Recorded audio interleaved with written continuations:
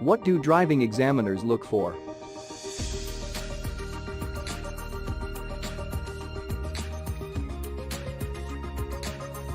Examiners test confident in the first impression, carry all the documents correctly.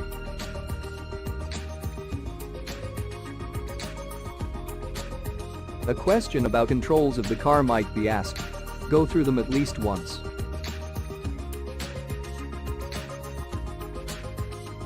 Stay in the speed limit. Examiners have a keen eye on the speedometer.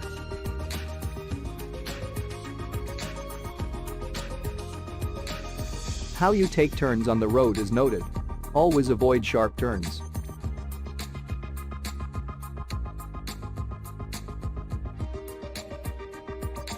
Avoid commentary driving. This irritates the examiner and might result in disapproval of your driving license. End the drive with a smooth brake. How you stop and start the car carries marking.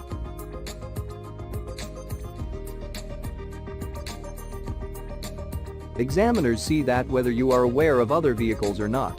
Check mirrors while driving and take care of other cars. Thank you for watching. For more, visit our site www.carlearner.com.